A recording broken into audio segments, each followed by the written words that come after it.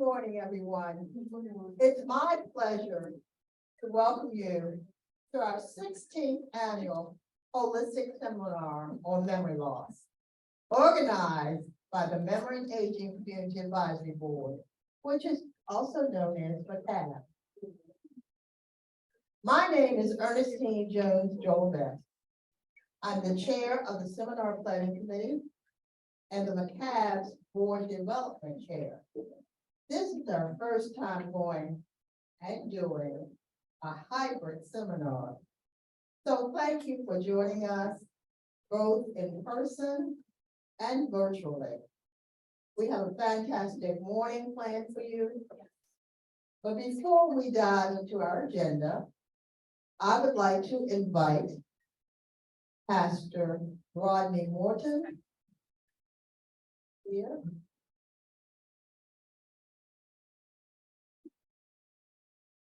All right. I just want to ask you to bow your heads for a moment, please.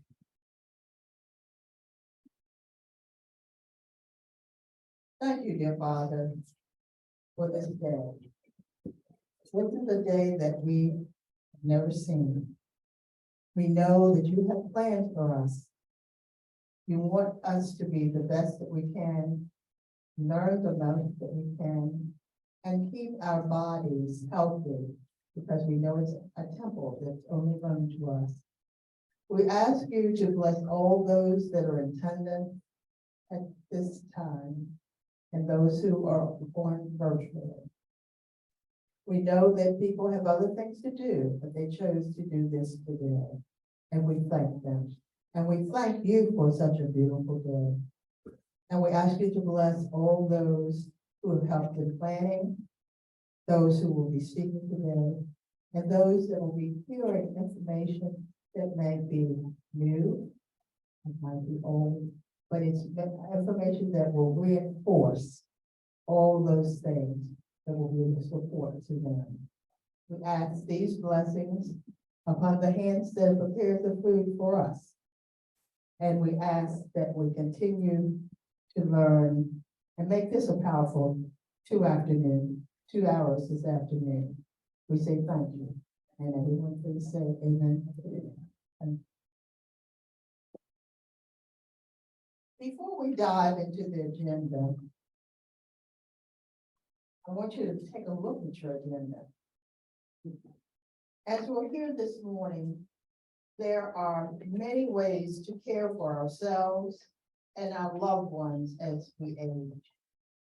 Oftentimes, underestimated, this need for self-care is particularly important for those of us who are in the caregiver role. Importantly, there are also many programs in the community that provide services that facilitate the holistic wellness. And we'll hear about some more today. The theme of this year's seminar is tips and resources for dementia care among generations. Today's event will include perspectives on personal experiences with memory loss, benefits and challenges of multi-generational households, what it means to be dementia and age-friendly, and tips and resources for caregivers, including managing challenging behavior. We will also have an interactive physical activity demonstration. And I saw earlier where you were taking advantage of the booths and picking up useful information. Don't forget we have screening. Enjoy the seminar, but also taking advantage of the screening. Before we begin, I want to take a moment to highlight the importance of caregivers. Did you know that approximately 25% of United States adults aged 18 years or older are providing some form of informal or unpaid care for a family member? While caregiving can certainly be rewarding, informal caregiving has been associated with increased levels of depression and anxiety, poor self-supported health, and decreased immune function among caregivers. And I didn't stop at getting tables, but this table over here has a lot to do with that. A lot of information about depression that we help. The need for resources to caregiver support and self-care is of utmost importance for those who are caregivers. We want to acknowledge all of you and all that you do, and hope some of today's resources provide support for you. Can I ask you just to raise your hand if you're a caregiver? So what you learned today, please share it. Don't keep it. Share it with your family and friends. Our in-person attendees, we're so pleased to offer health screenings as I had mentioned, and resource tables for today's seminar. We have 2 health screening today. The first is a blood pressure screening provided by Johns Hopkins School of Nursing Center for Community Programs, Innovation, and Scholarship, also known as COMPASS.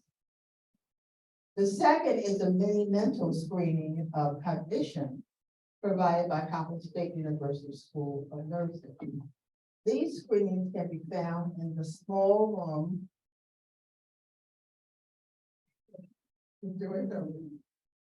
Small room. Along the perimeter of the room are also resource tables. The names which are shown on the screen, please throughout, we encourage you to take advantage of these health screenings and quietly visit the resource tables. For those of you who are joining virtually, I'd like to briefly review some Zoom features. First, we want to let you know that your microphones and cameras will remain off throughout the duration of the event. If you would like to ask a question, please click on the Q&A button on the bottom of the screen. You can ask a question at any time by typing your question into the box. Where possible, our event moderators will read the questions to our speakers on your behalf during the short Q&A session after each speaker. Second, throughout the event, we will use the chat box to send messages to our virtual attendees for sharing links to helpful resources. Technology. Third, today's event will be recorded. After the event, the recording will be posted on the McCabe website at www.baltimoremccab.org. We will distribute this link by email to all attendees, in person and virtual, once the recording is available. Lastly, we will be inviting all virtual and in-person attendees to complete a post-event survey. This will help us gauge the success of our event and how we can improve in the future. To show our gratitude, the first 100 virtual attendees who complete the online survey will receive a small gift by mail. The link to the survey will be put in the chat box at the end of today's event.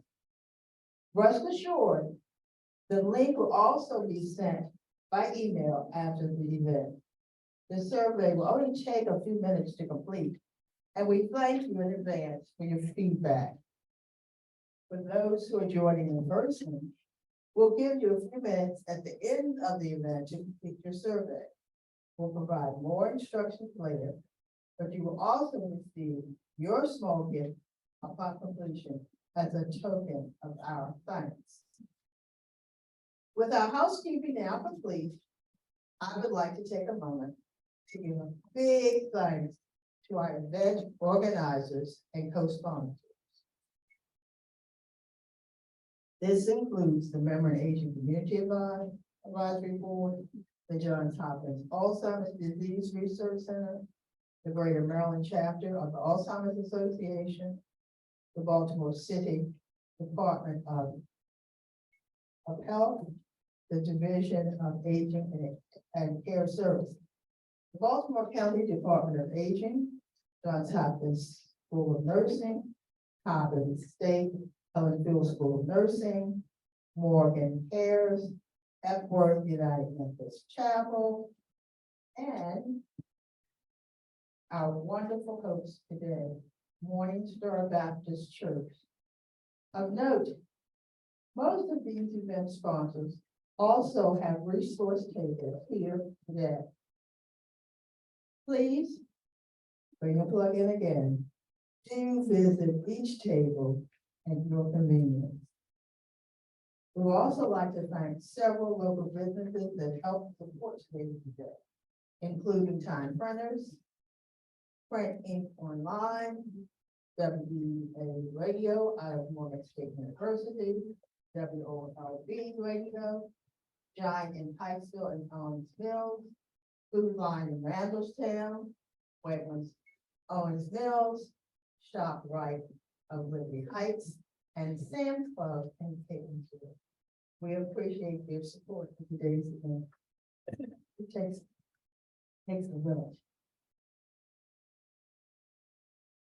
Now that we've met our event sponsors, we would like to get to know you, our audience.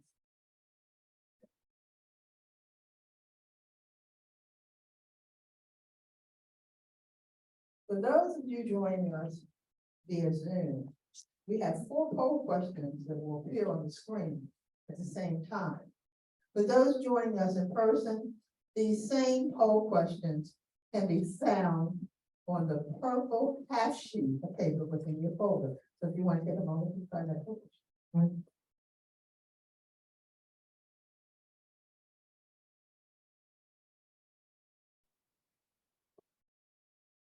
Please take out your sheet and complete the poll questions now. These questions will ask, how many times have you attended a holistic health seminar in the past, your age, and your race, and ethnicity. We'll give you about 60 seconds to reply to these poll questions by selecting the response that best applies to you. Please complete them now. Our apologies to those joining by phone. You will not be able to complete the poll questions.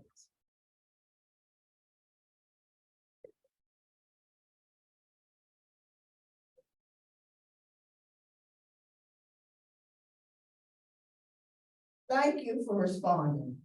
For those attending in person, we will have someone coming around to collect your completed poll questions now.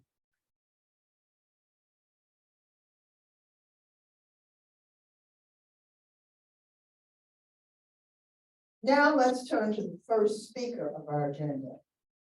It is my honor to introduce Ms. Carolyn Alexander. Ms. Alexander is an active member of our community who is passionate about educating the public on diabetes awareness and prevention. Through her outreach initiatives, Ms. Alexander educates patients on how to take preventive measures towards slowing the progression of diabetes and its complications, including mild cognitive impairment. In her debut book, Before Sunlight and After the Diabetes Diagnosis, Ms. Alexander candidly shares her personal journey, including her insulin dependency and receiving a simultaneous kidney pancreas transplant. Ms. Alexander's mission is to empower patients to manage diabetes with confidence, control, and hope. Ms. Alexander earned her undergraduate degree from College of New Rochelle in New York and has completed graduate level coursework in pastoral counseling at Loyola University, Maryland. She has held numerous positions in the areas of training and development, health insurance, and program administration in both the public and private sectors. She currently serves as a community association board member. We're so thrilled to have her join us today and to share her personal perspective on living a full life with mild cognitive impairment. Ms. Alexander, the floor is yours.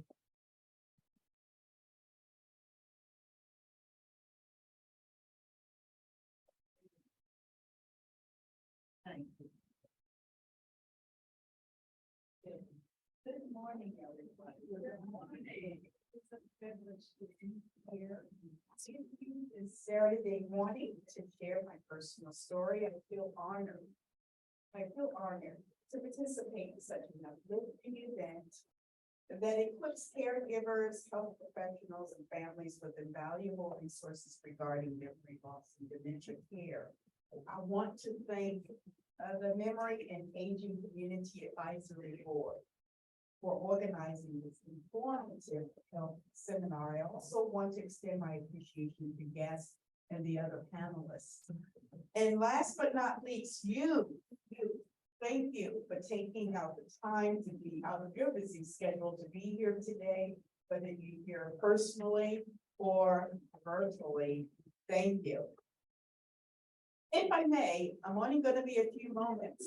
Please allow me to use my allotted time to share a light on. It's a very sensitive subject, and perhaps someone you know might actually find their truth within it. How many of you have ever heard of MCI, Mild Cognitive Impairment?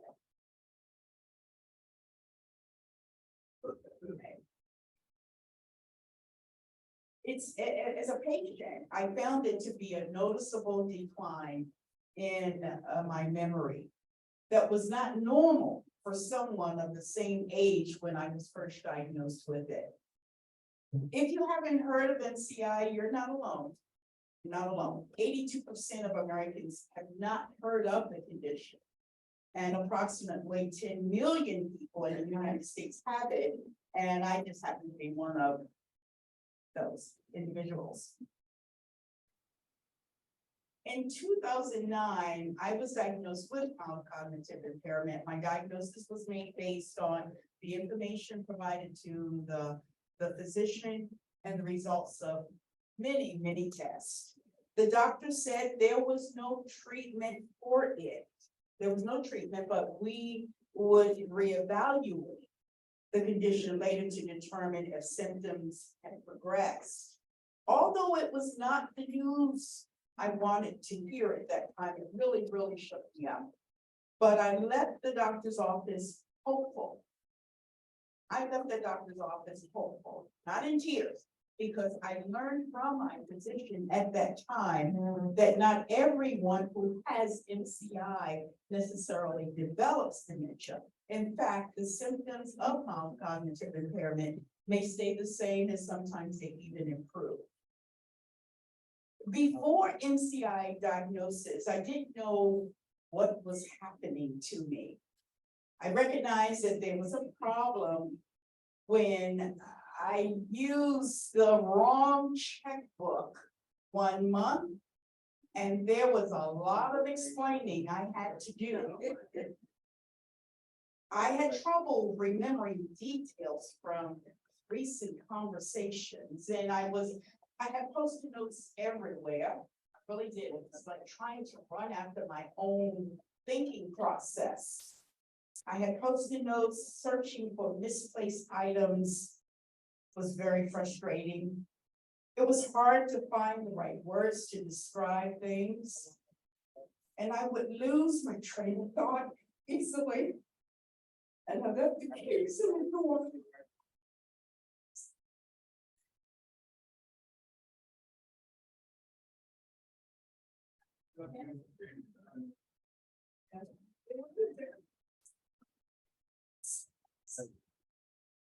It's longer to learn new things, and to be honest, embarrassed. about the changes I was experiencing. And I began, thank you, and I began to limit my interactions with others. I had already navigated type 1 diabetes diagnosed in 1969, way back then, that came with many chronic complications and a host of complications that included dialysis and a kidney and pancreas transplant in 2007. So experiencing the symptoms of MCI, well, let's just say this, it prompted me to see a doctor about memory problems. Fortunately, the symptoms of MCI are not as severe as dementia. Thankfully, I remain able to manage daily activities. So why do I think it's important to talk about this condition? The main benefits of diagnosing the condition is that it informed me that I was at an increased risk of developing dementia. And of course, no one wants to hear that, but I was offered information and advised to prepare for possible challenges ahead. All in all, the diagnosis presents an opportunity for intervention to delay the progression of dementia. It is important that you remain positive, that I remain positive. A message from my pastor's sermon clarified something for me, and I'm going to try to paraphrase that for you. Do not live in your history. Do not live in your destiny, but live in your now. Now strengthen what remains. So in the meantime, be patient as you encounter difficulties that lie in the way. Persevere and resist any temptation to turn aside, give up, or let frustration have its way. Along those lines, I have adopted 5 principles that have helped me to manage MCI. Number 1, stay in prayer. I stay engaged and connect with others as often as I can. And I joined a book club.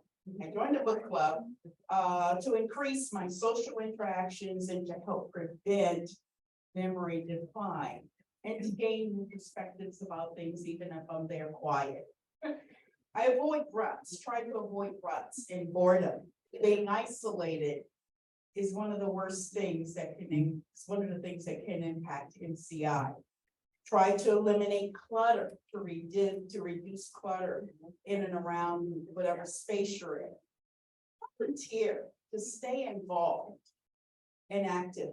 And of course, support groups can always be helpful.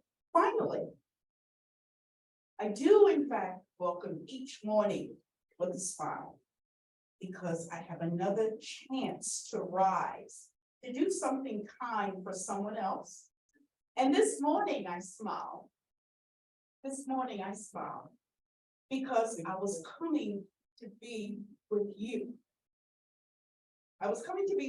And as I heard it said, love your heart and be kind to your mind. Thank you. All the best to you and yours.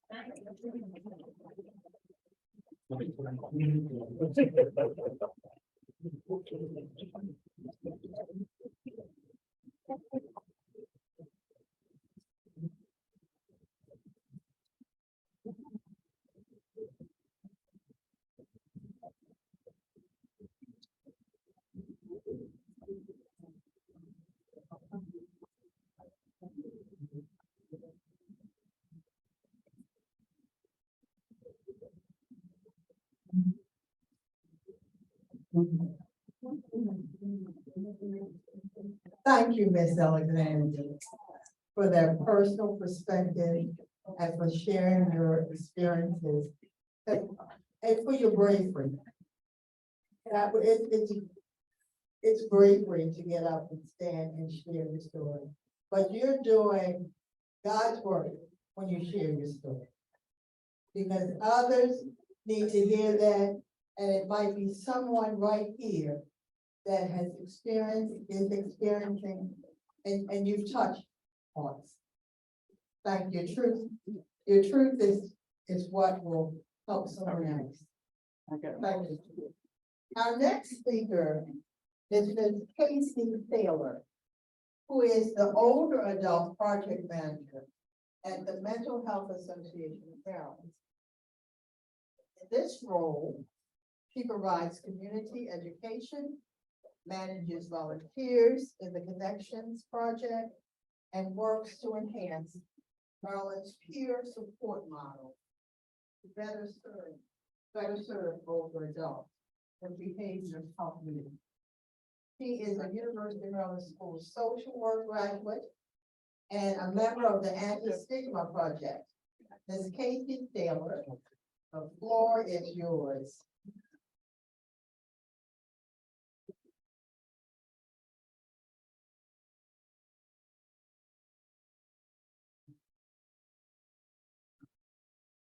Good morning.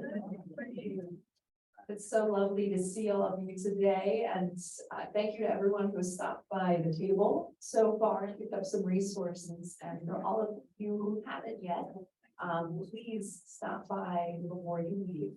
We have tons of information about different mental health concerns, and a beautiful book on the brain and how it changes as we get older. Take copies for yourself, your loved ones, anyone you know who buys them. So, thank you.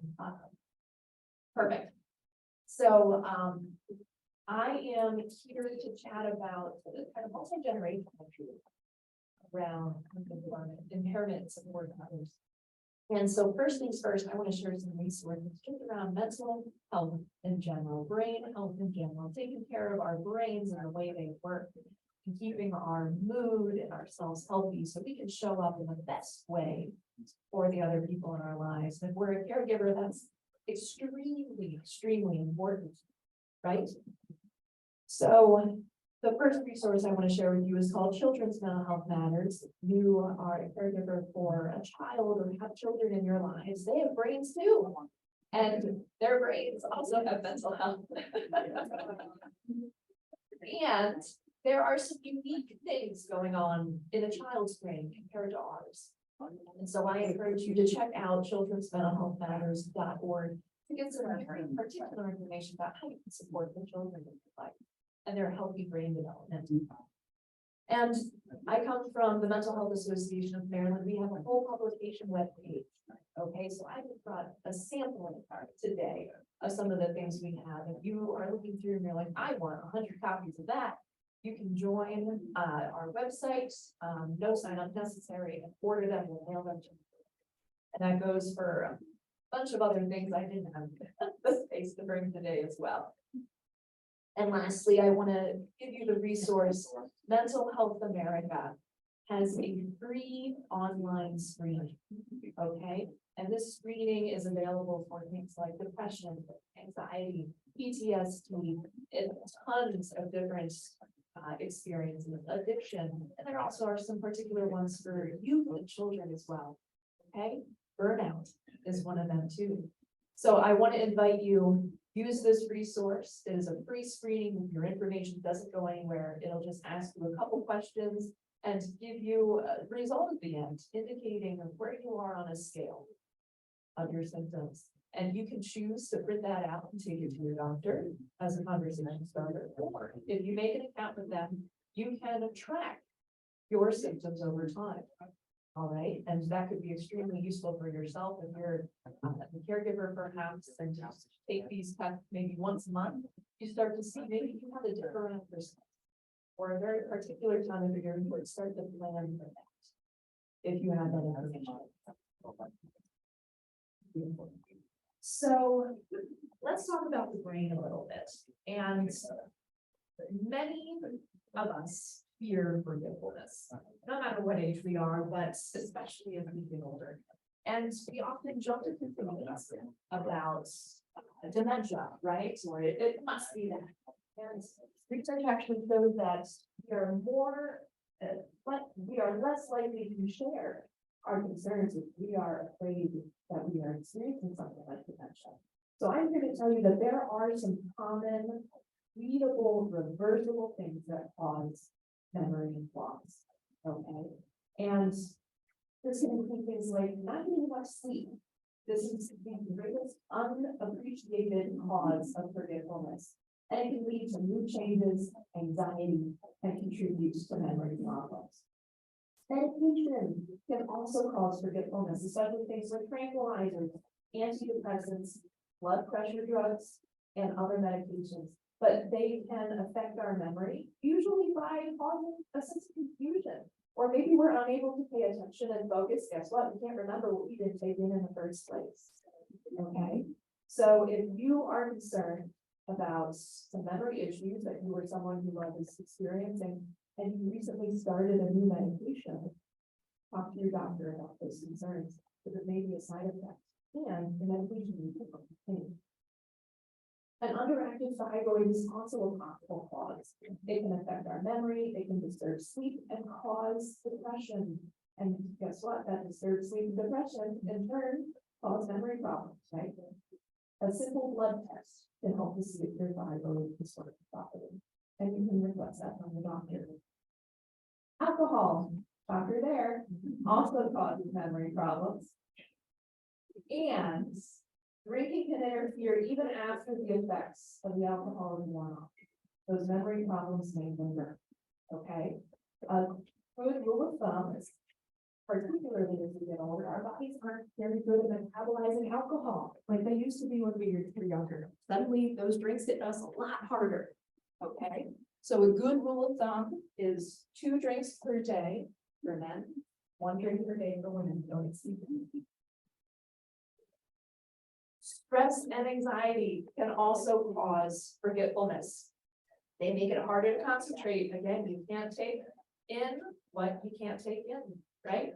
And depression as well can be a cause of forgetfulness. And, you know, signs of depression, we have a whole beautiful trifold on it over here if you'd like to dive into that topic, but some common symptoms can include just like a stifling sadness that you may have heard before. I just can't get myself to do anything. That is a sign of depression. Maybe there are things that you enjoyed doing in the past that you just aren't enjoying right now. That is a sign of depression, okay? Forgetfulness can also be a sign, and the depression can cause forgetfulness. So if you are noticing any of these kind of things for yourself as I'm going through this list, and you have noticed some forgetfulness, talk to your doctor. And you may be able to reverse it very easily by addressing some of these things. Okay.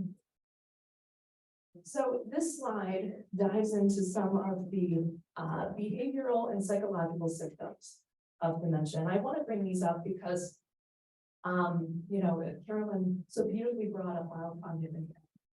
And it's a spectrum, right, of forgetfulness with mild cognitive impairment on one end and dementia on the other.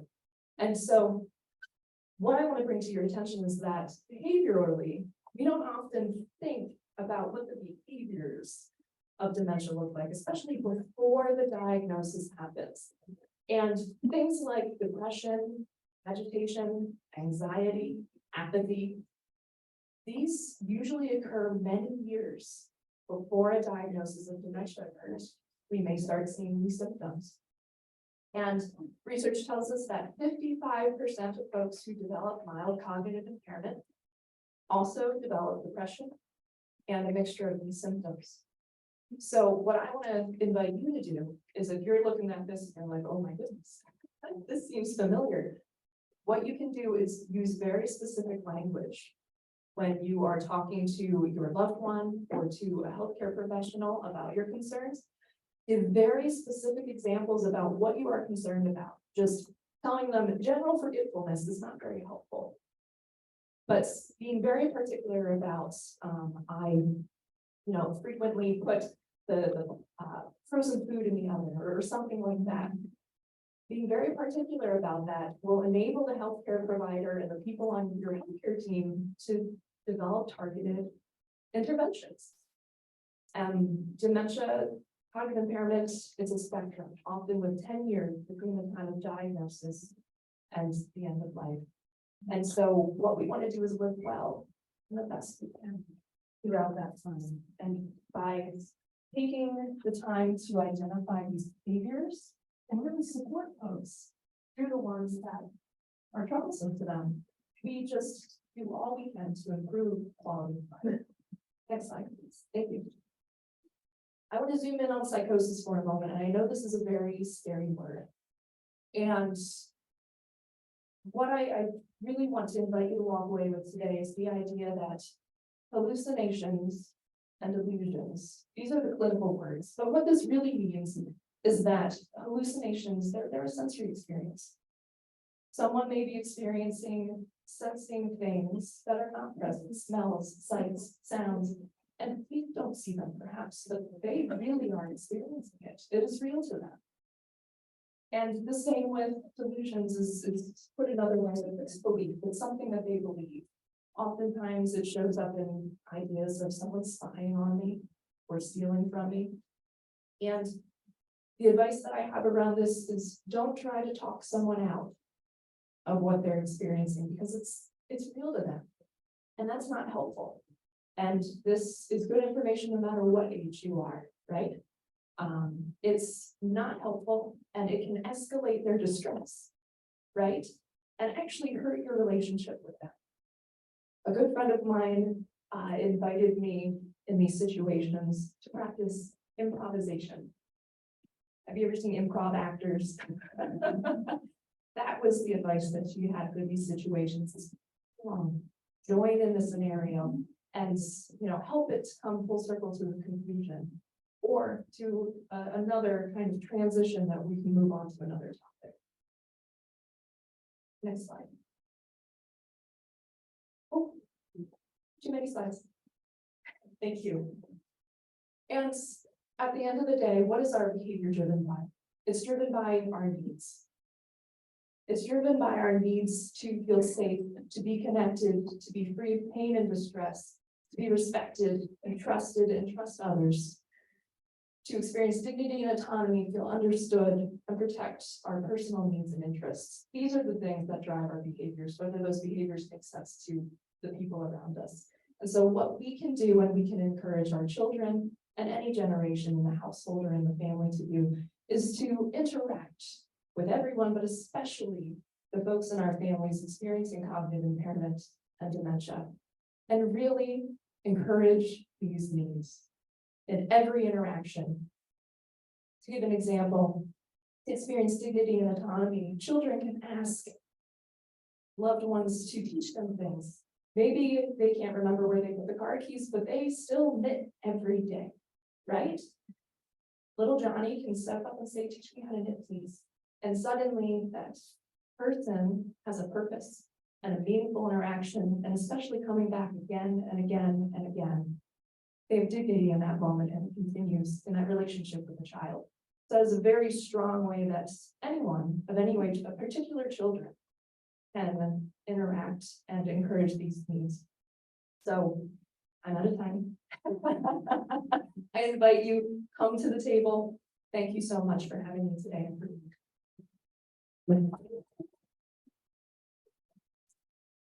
Thank you, Casey, for that excellent presentation. Yeah, give it a point. Multi-generational households are so important to recognize. After all, as many of us know, dementia does not just affect the person, it affects the entire family. With this in mind, it is also important to ensure that our younger generations are able to identify the symptoms and warning signs, understand the burden of dementia, and be able to help make a difference in their communities. We will take a few minutes for audience questions.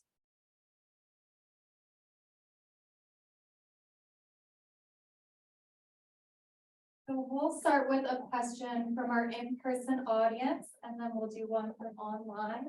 If anyone has a question in person, please feel free to raise your hands. Okay.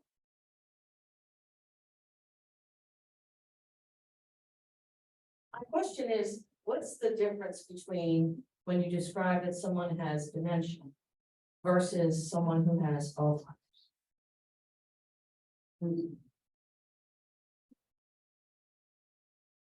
That is a really good question. So simply put, dementia is an umbrella term for a ton of different symptoms that may be caused by a variety of things. Alzheimer's disease is just one cause of those dementia symptoms. Other things can cause those symptoms, such as transient attacks, mini strokes, basically. Lewy body dementia, just to name a couple. But it's so important to, when a diagnosis of dementia comes, work to identify what is causing it specifically, because that will help to indicate the course of treatment.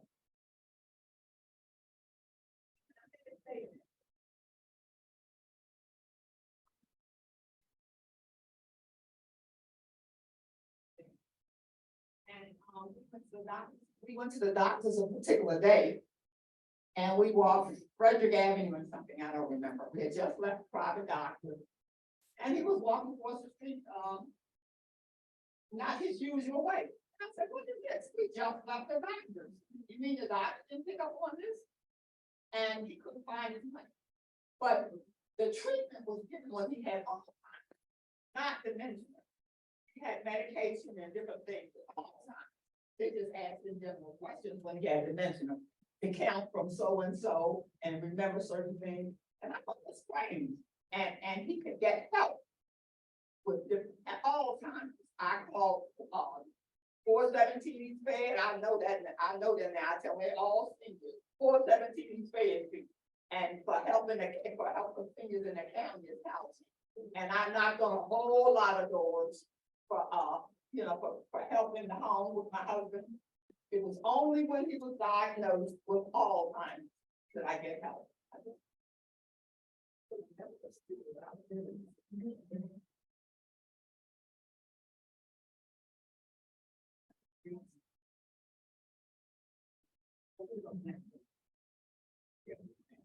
And a question from online, from Casey. What is known of Denenpazil, in the management of mild cognitive impairment? And are there other medications that bring about improvement in memory loss?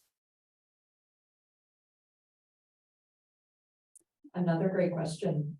So I will fully preface this with the fact that I am not a psychiatrist. I'm a community education professional. And so going into specific details about specific drugs is not my strong suit. So I'm actually going to step away from that question and invite the asker to really ask a psychologist or diagnosing professional who can better answer that. Thank you. And I think we have time for one more in-person question if we have any for Ms. Casey.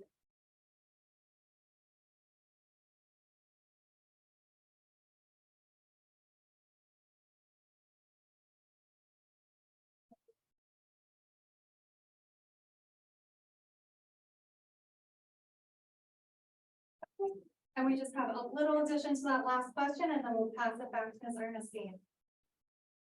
A couple of days ago, sometime the Alzheimer's Association went to Washington, D.C.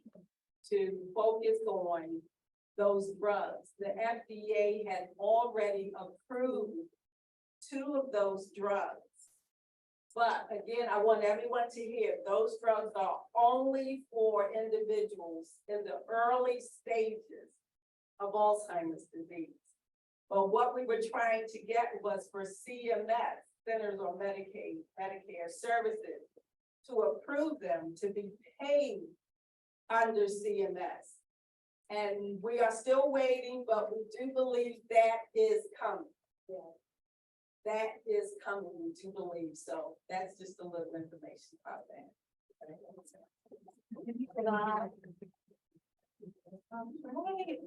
Put it back to Ms. Ernestine. Thank you for all of your questions. Thank you.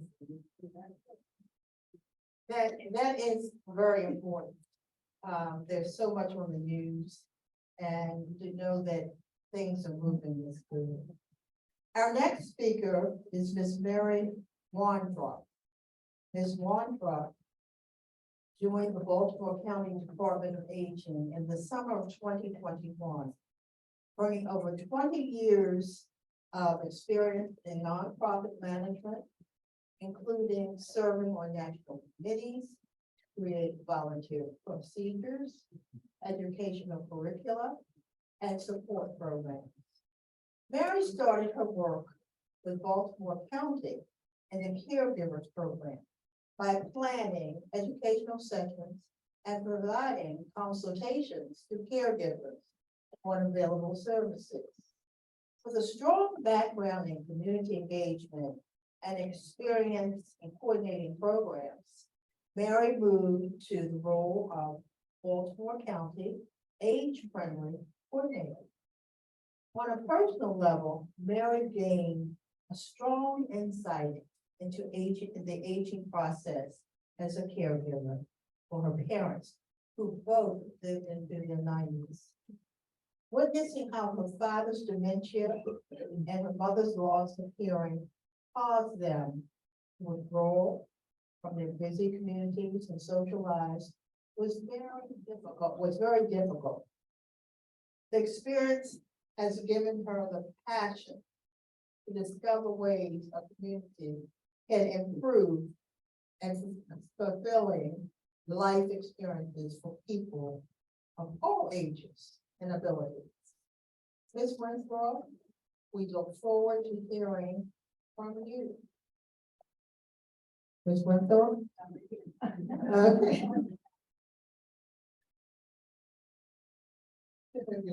You get a card, you get a card, you get a card.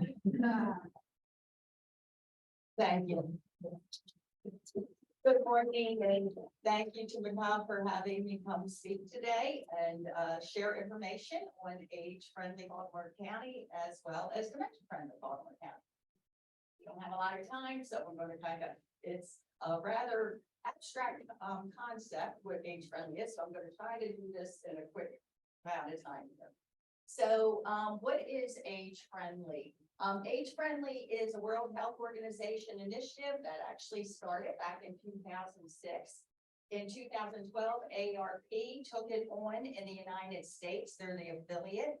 And then local communities, counties, states, cities can decide that they want to be part of this initiative, and they have to have elected leadership commit to it. So in Baltimore County, we had our county executive sign on, Johnny Ochesky. I never say that properly. I like to go with Johnny O. It's easier.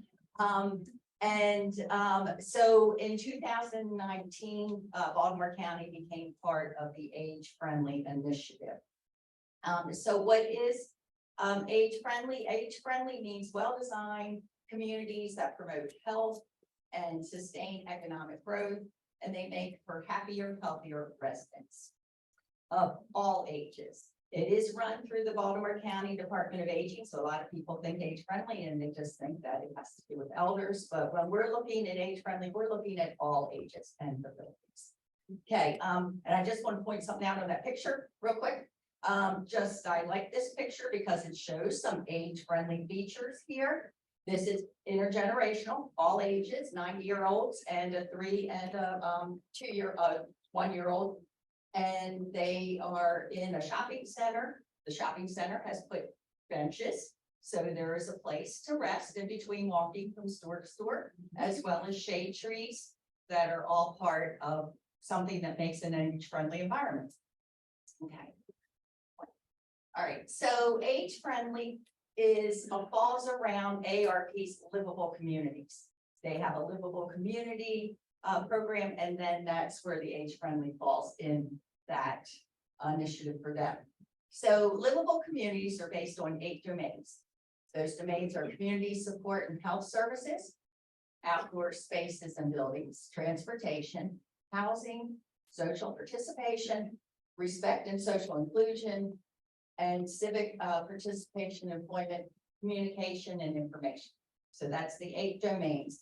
So when a community decides that they want to be part of this initiative, what they do is look at all these different areas of living and what can they do in that community to make them more accessible to people of all ages and abilities. Okay, so we can't do this alone in the government. We have to have a lot of community partners. So I have this slide up just to show the community partners that Baltimore County has used, many of them here. Casey from the Maryland Health Association, Alzheimer's, they were all community partners that came and sat at the table in some of our work groups for the age friendly. So what Baltimore County did was an advisory committee was set up to determine how we wanted to work this. When they looked through all the domains, each community can do it their own way. There's no set pattern that every community has to make their community age friendly. They can all pick the same. Baltimore County picked 3 domains to concentrate on: transportation, housing, community, and health services. So what they did was they formed 3 work groups, and that's where I said our community partners sat in on the table in these work groups. And these work groups kind of did evaluations. There were a lot of community surveys done, a lot of information, focus groups. Of course, it started in 2000, the end of 2019 was when they took it on. We're going to have all kinds of, focus groups and meet with people. And then COVID hit. So those focus groups turned into a lot more virtual surveys and that type of thing, like everybody's world did. But all the information that was gathered and was evaluated, and these work groups came up with recommendations. Those recommendations were presented to the advisory committee, and then they created an action plan. So what Baltimore County has right now is an age-friendly action plan. And that action plan can be found on our website. It lists all 3 of these domains and then gives goals and strategy items that the county is going to do to make the whole county more age friendly. Okay. So I just wanted to touch, we have been working, as I said, it started 2019, the action plan was approved in 2021. By the time all the information was gathered, it was put together, it has been sent to the World Health Organization, it was approved. So now we're in implementation phase. And there are things that are happening. So, which is a good thing, it's not one of those things that we wrote a plan and there it sits. There are things that are going on. So for transportation, this is, I just pulled like kind of 1-2 goals out quickly. To expand existing paratransit to meet the demand and identify alternative options beyond county ride for riders with disabilities. So some of the things, that was one of the strategy items that they wanted to do. One of the things that has been done is County Ride has purchased some more vehicles that are paratransit vehicles. They created a partnership with Uber, allowing people that didn't need accessible rides to get rides from Uber, freeing up those that needed accessible rides to have access to the vehicles that had that ability. And then we also have the Towson circulator loop. So if anybody has been in the Towson area, you may have seen these new blue buses that ride around the loops there. They're free. And each one of these buses does have a lift. So they are accessible to everyone. The county has been happy with how this loop system is going, and they are looking at expanding it into, I believe the next area may be like Catonsville over that way, and Owings Mills. There's some of the areas that they're looking at expanding this service. Okay, so housing. Now, other things have happened in transportation too, as I said, matter of time. I just want to touch on a couple. Housing, one of the things was looking at ways to create more housing that is accessible for people. And an important thing right now, which a lot of people are really interested in, is aging in place, being able to stay in their own homes. Well, through the partnerships that were made through the work groups and people coming together for this age friendly, Baltimore County has started a program called Because Baltimore County Age Friendly Upgrades for Seniors. And this program goes in and will do upgrades in person's home to allow them to stay. It is very, very successful. And unfortunately, when you have a very successful program, it usually ends up with a waiting list. But we do have a waiting list. but they're always looking for more funding. I know some new grants have been applied for to get this going. Partnerships with this is, or with, Hyde and also the Baltimore Civic Works partnering with Baltimore County to do this program. I have pamphlets over at my table that has more information on that. Also, an affordable housing. Obviously, we need more affordable housing in Baltimore County. I think it's a nationwide crisis and Baltimore County is part of that as well. So they did form an affordable housing work group. That work group came up with recommendations. With the recommendations, they have been able to actually have some legislation changed to allow for more affordable housing. One of the things is there's a fund for contractors to commit to developing affordable housing programs. I mean, building developments. And then also some things like they have decreased the minimum width of a townhome. It used to be, I believe, 18. It's now down to 16. That means you can get more houses in one area. So there are different things. And all of this, if any more interest, if you want any more information on this, I'm happy to talk to the table, or you can find it more on our website. Okay, next slide. Community and health services. We have the telehealth to improve people being able to access telehealth. We are giving out iPads to people in need, as well as cyber seniors, teaching people how to use them. These are all new programs that have come out of this. And then increase legal, financial, and disability planning, the knowledge of that.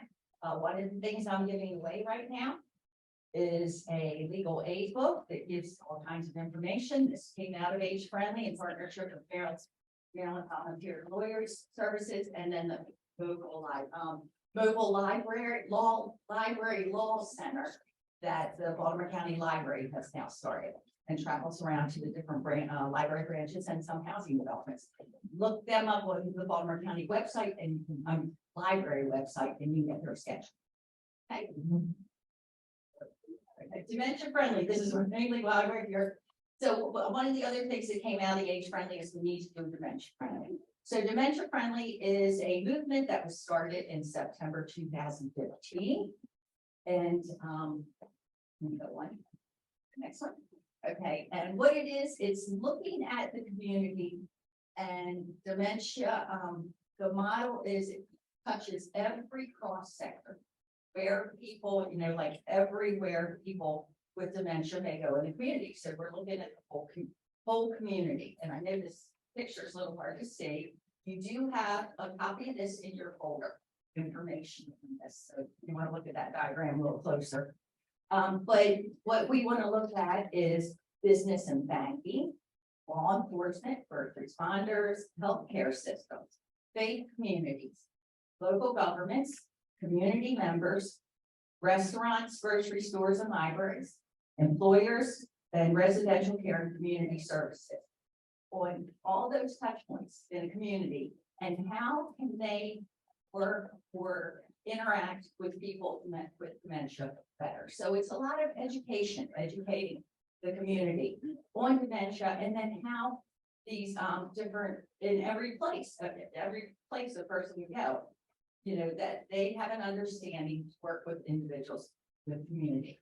And one of the things is like walk towards that person, don't walk away from them, help them come with help.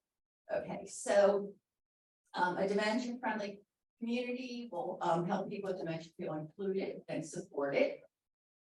They focus on stigma reduction and inclusion of people with dementia, ensure people living with dementia feel supported by their community, and whether anywhere, as I said, post office, retail outlets, transportation, joining hobbies, that they feel like they can be included. And then when we talk about community, it can be just in your little town, it can be, the whole neighborhood or city, and just people with shared groups of interest. So Baltimore County Dementia Friendly, the way it was created was on the model. Almost. And what they did, they established a leadership community group They have different work groups that they are doing right now.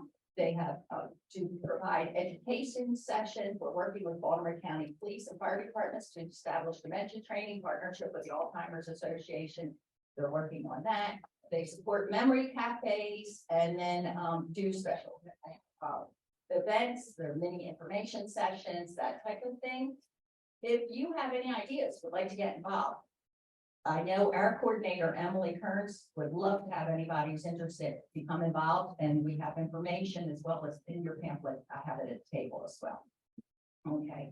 And it's just in different ways that you can get involved with that.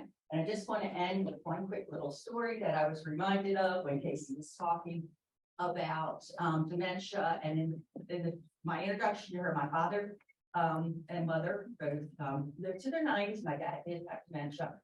And just the interaction with children. One day, my father was having one of his illusions. He was talking about he had gone camping. He was very upset because they left the tent. They weren't supposed to leave the tent where it was. He needed to go back and get the tent. Of course, we're all getting back in camping. We didn't know what he was talking about. We're all trying to get him know, and he was very insistent. There was a tent. He was very agitated because he needed to go get that tent. So my son was out with his friends. We knew he wasn't going to listen to us, so we called my son, who was very close to my father. My son was about 20 some at the time, and we said, "Tell your grandfather you got the tent." He goes, "What?" I said, "Just tell your grandfather you got the tent." So then we said, "Dad, you know, John Michael was on the phone, and he goes, he goes, oh, B, he goes, don't worry about it. I went and I got the tent. It's not a problem." And my father's like, "Well, where was it?" He goes, "Well, remember we were at Loch Raven." Well, with the delusional, he was quick enough to say, "They don't allow camping there."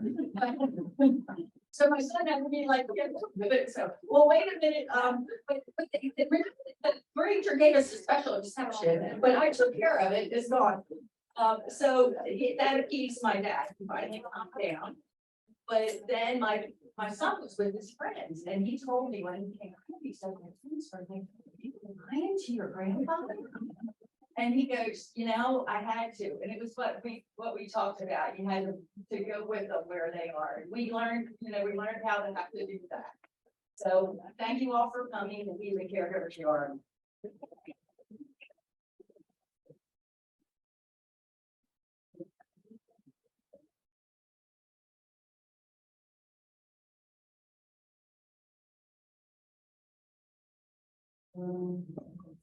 Thank you, Mary. That was really telling your lived experience. That's wonderful, because there's so many ways that even though this is so disheartening, those moments when you can laugh about it. Okay, very good. We really appreciate it. Well, we're going to take a few minutes for question and answer. So get your question ready to let Kathy know, and you'll. All right, so we'll start with an in-person question, and we will actually be using the microphone in the middle, and I saw hands over there, so I'm coming to join me.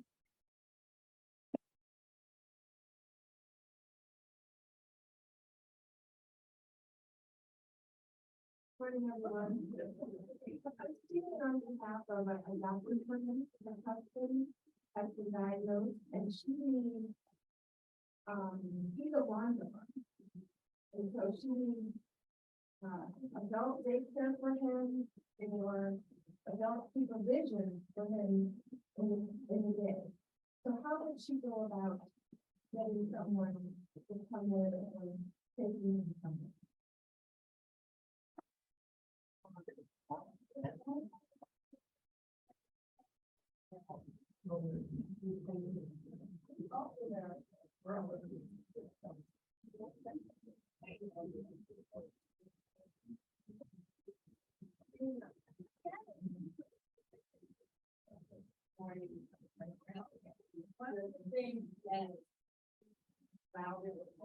One of the things that the Alzheimer's Association offers is called the Community Resource Finder. It's a public database that anyone can access.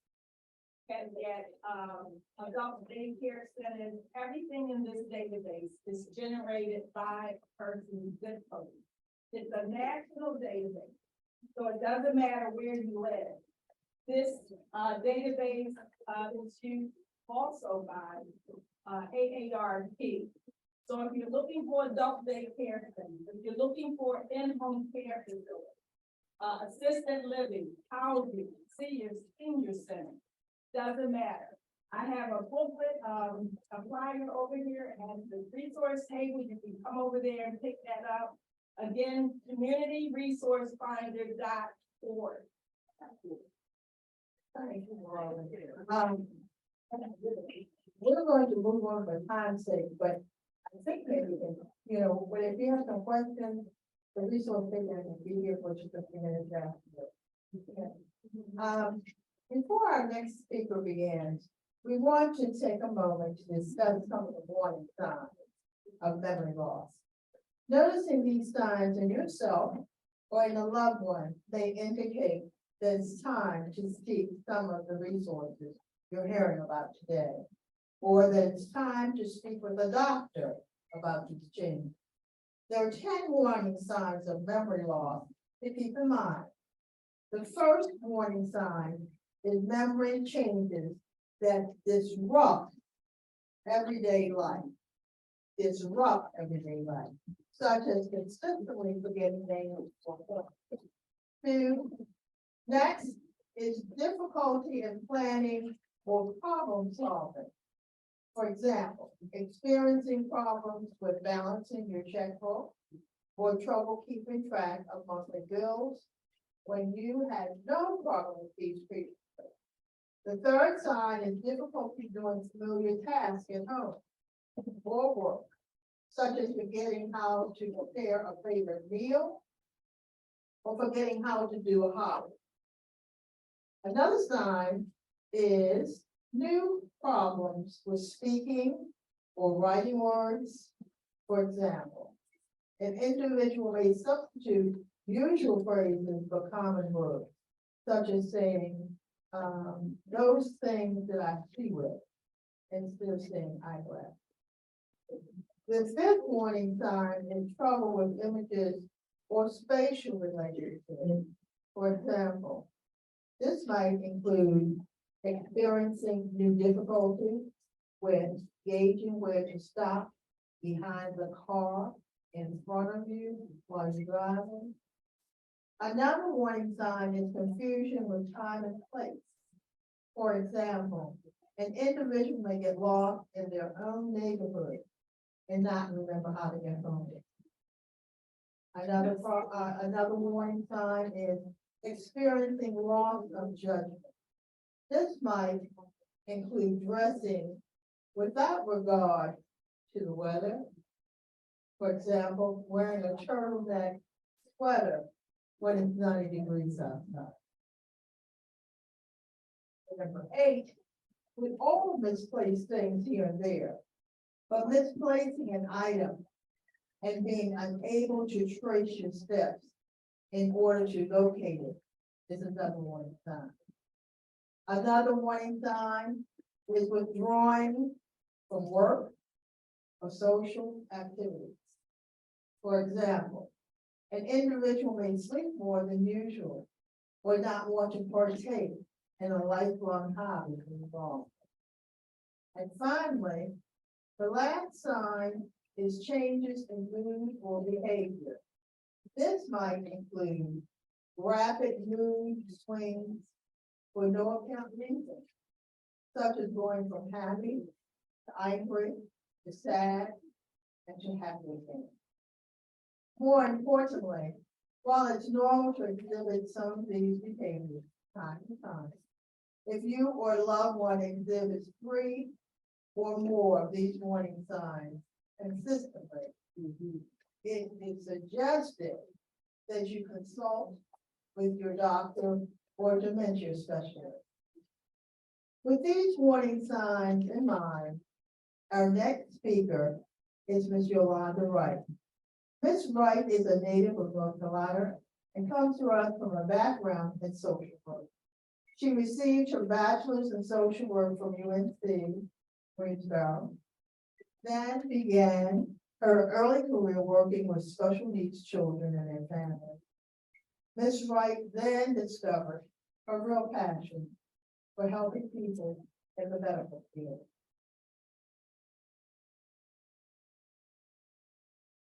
Worked with the growing County Home Health Hospice as a social worker, and later as a supportive services coordinator.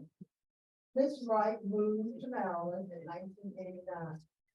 She worked within the MedStar Health System for 19 years, holding numerous positions, including social worker and bereavement coordinator. After additional intervening professional adventures, Yolanda joined the Alzheimer's Association Greater Maryland chapter in October of 2012 as the early stage and support group coordinator, and later became program manager.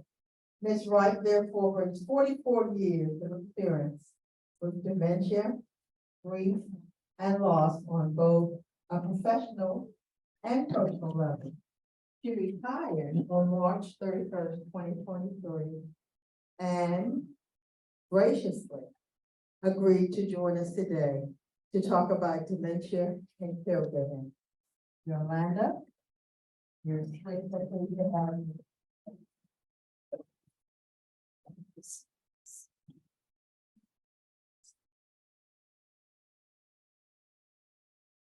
Good morning, everyone. It's a pleasure to see you, new faces, and very familiar, sweet faces. It warms my heart. And I want to thank you for this opportunity of being able to come and share. So let's just get right in it, shall we? Okay, so I wanted to show you, and again, some of these, and I think I don't mind if you get a copy of the slides. It will be up to the committee. But just a few things I want to point out regarding our 2023 facts and figures is that more than 6 million Americans have Alzheimer's or other types of dementias. And I know one of the questions is what the difference between dementia and Alzheimer's, and it was beautifully defined. But we do also work with all dementias through the association. So this is including that. And then there's over 11 million Americans that are providing unpaid caregiving hours, which totals to about 11 billion hours of care. And you're doing it. So applaud yourself. Applaud yourself.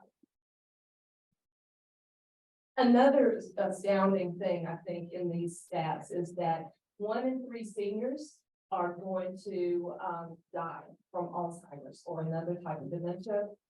And the one right smack in the middle really gets me every time.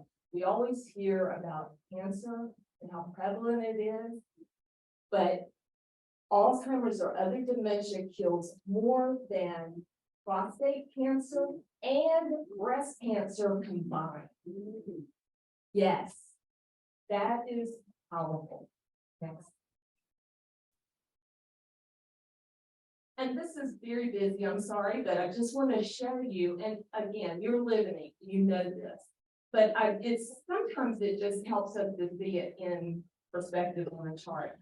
This is the proportion of caregivers that under the dark purple bar is the people that are taking care of people with Alzheimer's or other dementias versus other caregivers for other older people in the lighter teal color. And so no matter what it is, whatever activity it is, which is getting in and out of the bed, a chair, getting dressed, bathing, feeding, helping to the toilet, dealing with incontinence, you can see that dark purple bar is higher than any of the others. And then in relation to work, you know, unfortunately, life does not stop when we have to become a caregiver. It's just one more thing we have to add to our duties and our responsibilities. So look at the amount. Again, the dark purple is the people that are caregiving for Alzheimer's and dementia. And the others are for the other people, sorry. So the first change is just going in late or leaving early from work. Or just taking time off because of caregiving. 57%. And then it goes down the spectrum of, went from full-time to part-time. Or, they had to back down their hours in some way. They took a leave of absence is the next one, gave up working entirely, turned down a promotion. And that's 8% versus 4%. Received a warning about performance. Yeah. And then lost any benefits, maybe because they did have to go to part-time. And then they just had to retire early. So again, you can see the amount and the difference between taking, somebody with Alzheimer's or dementia versus another type of. So there are many challenges, as you know, so these are just a few, but it is very isolating. And, we got a feel of that. I think just the general public got a feel of that in 2020, didn't we? When everybody was so isolated and the impact it had on all of us. And when you're a caregiver, it happens as well. And it not only happens socially, which is also on there, but it happens in our careers, as we saw on that chart, and even spiritually. What if you're very active in your faith community and now you can't even go, much less be involved as you were before? So it can be very isolating in a number of areas of our life. And depression, as was mentioned earlier, it is very real in terms of being a caregiver. And lack of positive feedback. My mom had vascular dementia. She was very grateful for what you did. When you put her to bed at night, she'd say, thank you for everything you did today. But I've known some who have come crying with bruises on their arms because their loved one with dementia took them by the arm. And, and you may not get a lot of positive feedback. So that can be very difficult. So where do you get that positive feedback? It's important. And then, and I'm sorry about the time, I lost it this morning. Victim of physical or verbal abuse by the person. Because they aren't understanding that, and that's why I'm excited that we're going to have a session on behaviors, because we know that behaviors and communication go hand in hand, and education. And if you can understand what's going on and know how to better communicate with your loved one, that may deter some of these behaviors that we're not wanting to see happen. And then this is, again, talking about stress in general. The first is the emotional, the second bar is the physical stress that caregiving gives on our body. I think one more, but a few more, I think this not. Check again. There. And so because of all those challenges, it's very important for us to seek support and resources. Number one, because that exchange of tips and advice and education is crucial. They say knowledge is power, and I know it's so cliche, but it's so true. If we have some knowledge, and let's face it, I've met so many wonderful nurse friends, and they never worked in the area of dementia. So even them were asking the basic question of what's the difference between dementia and Alzheimer's. So if we've never had to face it before in our families, and now we do, it's very important to get that education. And then we just also, when we are able to connect and get support and resources, it helps us to have realistic expectations. Because many times we're trying to keep the expectations of our loved one up where it was. They were very educated, they very knowledgeable in many things, and we still have it in our mind that that's still where they are. And that just frustrates us because we don't bring down the expectation because of the disease of how it's affecting their mind. And then just helping to develop coping strategies of dealing with the whole caregiver stress, but also just the disease itself. Working through your feelings. And I love when I see some gentlemen in the room. It's wonderful to see gentlemen in the room, because when you have caregivers that are men and they're willing to talk about their feelings and the frustrations of caregiving, that's very important. But I also know us women, we can be like that too. We're strong, we're the super women, we're supposed to be able to handle everything on our shoulders. And no, we're not going to talk about what really gets me going. Not in the support group anyway, right? So anyway, but it's very important that we have that outlet to share our feelings of fear, of frustration, just the unknown. That's the unknown. Because of the way Alzheimer's and dementia is, there are so many parts of unknown about it. And then provide social connection, like we talked about, the isolation is so huge. So having that kind of connection. And we can have fantastic family support, neighbor support, friend support. But unless they're going through that situation, they can't quite get it. Right? So yes, embrace the support they give you, but seek out support from those who are experiencing the same thing, because they really get it. They really get it. And then, of course, you can build your repertoire of skills and resources. Okay. If we don't get positive feedback from our loved one, we must give it to ourselves. And I definitely want you to give this slide, if you don't get any other slide that I talked about today. And I'm going to briefly say them. That's fair. And I want you to read with me. How about that? I'm doing the best I can. What I'm doing would be hard for anyone. I can't control some things that happen. Sometimes I just need to do what works for right now. I will enjoy the moments when we can be together in peace.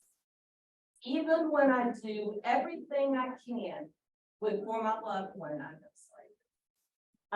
there will still be a behavior because of the illness, not because of me, but because or what I do.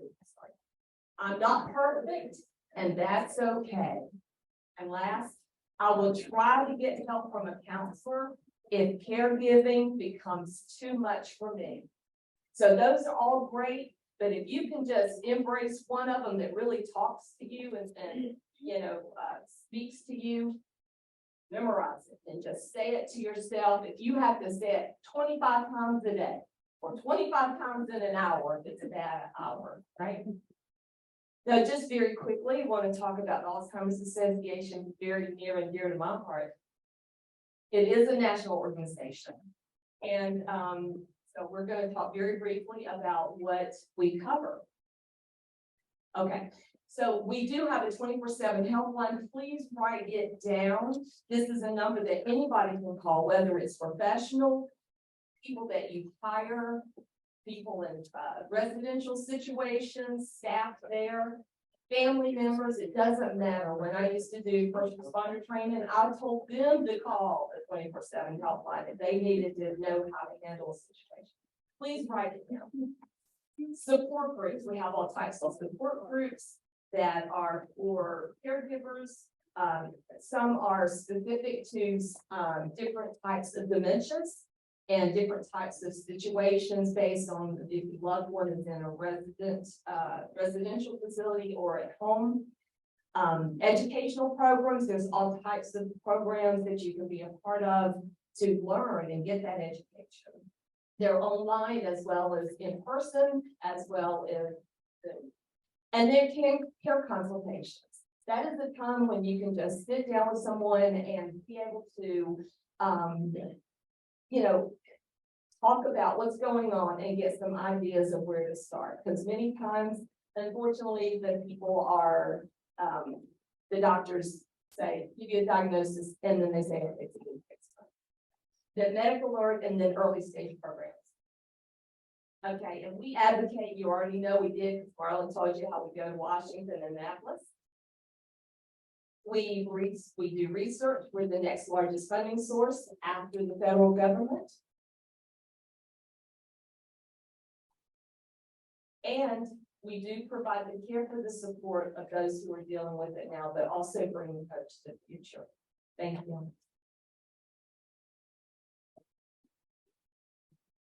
We will take the next few minutes and open the floor to any questions.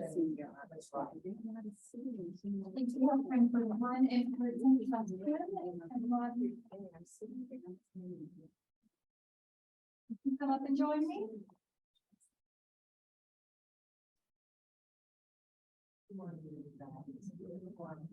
I would just like to know, I've never heard of a person who has Alzheimer's, dementia, it benefits from Social Security when they're unable to work and still under the age of 65.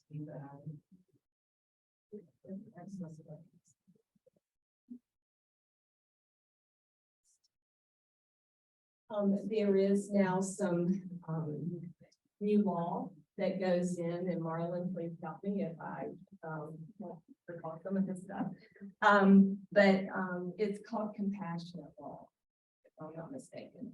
And so for those that are not eligible yet because of age, that they have been given a diagnosis of dementia, then they are able to expedite the paperwork, and they don't have to go through that 2-year waiting period like normal.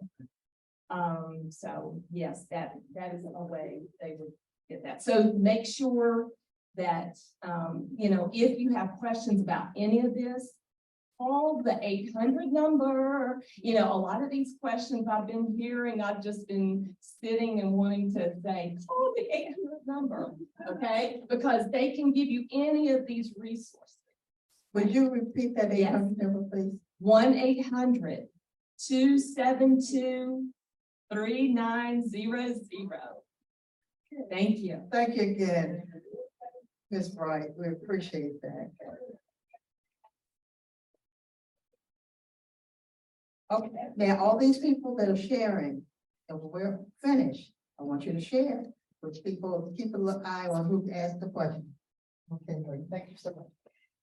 Our final speaker, the man of the hour, is Dr. Peter Raven, who is the Richmond Family Professor of Alzheimer's and Related Dementias Emeritus at the Johns Hopkins School of Medicine. Dr. Raven has focused his 45-year career on improving the care of people with Alzheimer's disease and other dementias, and on understanding how to best help their caregivers.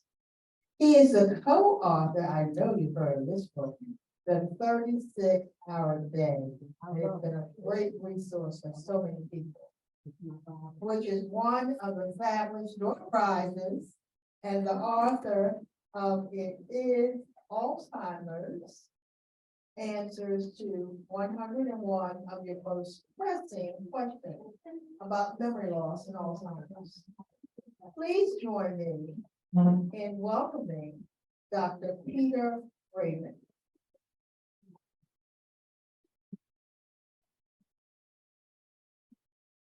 Thank you, Joe. It's so wonderful to be here. I think somebody mentioned that this might be the 16th year of this, and I'm pretty sure that I spoke, I think, at 2 of these when it was at Epworth. So it's a real honor to be asked back here, because I believe that while information does not solve all the problems, it's the place to start, and to be as well informed as you can, at least means you're going to do everything you can. So I have a few minutes here. I'm going to talk really about general tips for managing challenging behaviors. I will stick around afterwards, so if you have specific questions about a loved one, I will be happy to try to answer them. But first, to start, it is important that if anyone is concerned about their own memory or the memory of loved one, that they have a full evaluation. As you heard, some people have a treatable disease like thyroid disease. But beyond that, if you can get from the clinician, an expert, I hope, exactly what is your loved one struggling with at this point in time, that will help clarify for you what the problems are that need to be addressed. And we're all different. And every disease, whether we're talking about breast cancer or lung cancer or dementia or Alzheimer's disease, each person is unique. And what we want to know is, what does our loved one have right now? And what problem is he or she struggling with? So that's the place to start. Then second, you want to focus on what are the problems of my loved one. So we heard a wonderful example just a few minutes ago about a person who became convinced that he hadn't put the tent away and it had to be done. And I'm sure there are other similar episodes, and many people are nodding. So we've all experienced that. So we want to focus on the problems of our loved one and try to figure out what are the ways around that. But third, I do want to emphasize that about 90% of people with dementia have some kind of behavior problem during the course of the illness, 90%. So the things that we're all struggling with, these are not uncommon. It's uncommon not to have them. It's part of the brain disease itself. But they can be triggered by many different things. So the disease itself can cause people to misinterpret, not remember, to become upset or agitated. The brain damage itself can cause that. But the environment can also trigger some of these symptoms. And part of what's challenging is that too much stimulation or too little stimulation are both a problem. So if a person has dementia and they're just sitting around all day, well, what would we all do? We get restless, we get nervous, we get up, we want to wander around, etc. So too little stimulation is bad, but being overstimulated is equally problematic. So how do we know what's right for our loved one? Well, it's all trial and error. That's number 4 there. I have what I call the 3-strike rule. I made this up, so I don't know if it's scientifically accurate. But if you try something 3 times, and each time the person gets really upset, it probably means that they can no longer do that. Even if it's something they loved all the time. If every time the grandkids come over, the person is getting upset, and by the 3rd time you realize, gee, there's a pattern, maybe only 1 or 2 kids should come over rather than a whole bunch, because maybe 5 or 6 kids, although they would have loved that when they were well, that becomes overwhelming. Right? So there's no rule about what's overstimulating or understimulating. We have to figure out for each person, and as the disease progresses, things that they used to be able to tolerate often become overwhelming. So that's another one of the challenges. You have to be flexible because the disease is changing over time. So the environment can trigger problems.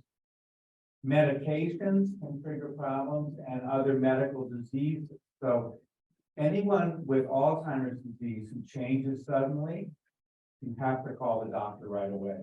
The likelihood that they have a new medical problem or that medicine they started a month ago is causing problems needs to really be considered.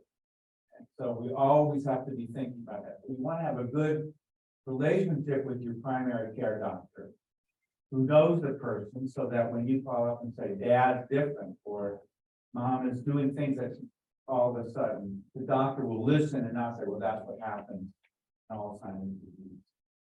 Alzheimer's disease is a very slowly progressive illness. And then another one of the triggers of behavior problems are that people can develop depression. They can develop what are called hallucinations, hearing things or seeing things that aren't real. And not surprisingly, if that were to happen to any of us, we would be upset. And if you have a disease like this, where you don't really understand what's happening to you, and all of a sudden you're seeing little children dancing on the furniture, we would know something's wrong. We need to see the doctor. But if you have an illness like this, you want to know, why are these children dancing on my furniture? I didn't let them in. I'm going to call the police. So the disease symptoms can trigger changes. That the fifth point here is that there is a lot that we can do about these symptoms. And in fact, the principle is the same thing of rehabilitation, whether it's for a stroke or a broken hip. What do we do when people go to rehabilitation? First, we figure out what's the problem. And then we want to know what can they still do and what can they no longer do. If someone's had a stroke and they're paralyzed on one side, we're not going to expect them to be able to walk normally. We're going to give them cane, a walker, whatever they need to function maximally. So we do need to know what's wrong with the person. But again, we also want to be thinking, what can they still do? And that's what we want to focus on. We want to maximize the person's ability to do whatever they can still do. And when you have one of these diseases, you can still do a lot, particularly the things that you've done and enjoyed your whole life. So we really need to think about, what did Dad do? What did he enjoy? Now, he may not be able to do that any longer, but he may well be able to. And again, the disease is changing and progressing, so we have to reassess this over time. But looking, just it's common sense. You look at the person, are they enjoying themselves? Are they smiling? That's what tells us that we're doing the right thing. The person responds to it. There is no one way, there's no one expert. It's really the individual, him or herself, who tells us this is right for me. Someone's crying or getting upset. Again, the fact that that cycle, that's a signal that they're being overwhelmed. We use that as a guide. So those are sort of general principles. I think we've had a lot of emphasis here on being a caregiver and the challenges. And I think we do have to recognize that sometimes our emotional stress, our fatigue, the fact that we, in addition to all the other things we heard about caregivers, we do know that being a caregiver negatively affects your physical well-being and health. Part of it's because you can't sleep at night if somebody's up wandering around the house, banging on the doors and making noise and that sort of thing. And people don't go to the doctor when they should. So thinking about yourself, as you've heard several speakers emphasize, isn't selfish. It is helping you, but it's also helping the other person. One of the things that I've heard hundreds and hundreds of times in my career is, no one can take care of my husband, whatever, as well as I can. Usually that's true. And I agree with it. But then I say, so if you get sick, if you're not able to continue, that's bad for both of you. But we're like that. It's so hard to reach out and get the help that you need caregivers. But I think if you keep in mind that that is one of the ways that we help manage the behavior problems of the person, then you're taking the right steps forward.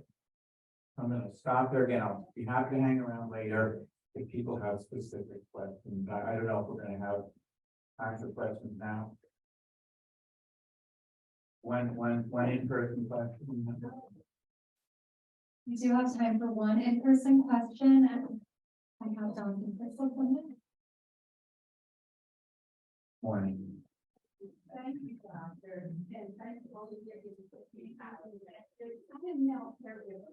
I have retired, and my brother's not a caregiver, but 90-year-old, they're suffering from substance. And You have to get real close. I'm real close. There you go. There you go. I have a caregiver of a 90-year-old father, and one of our, and you said self-care. We're burned out already, and it's been going on for a minute. The concern more so for my brother, who physically lives in a household and dad not wanting, the motivation is no longer there and trying to struggle to get him to toilet. He's soiling himself, sitting in a chair long time during the day. And it's becoming too much for my brother. He's asked for relief. What I'm finding with all of my expertise, all of my resources, we cannot find respite. People are giving us all kinds of misinformation, or they're trying to take money, or they're saying, we need 60 days and not a week. Okay, my brother says, I just need 5 days. If I can go somewhere for 5 days. And so what do? That's the question. And to all the caregivers, what do when you don't have the resources? There's only 6 of us left in the family. And so we're doing the best we can. And Dad said, well, why do I have to go somewhere? And so, yeah, so my question is, where are the respites for people who need a break?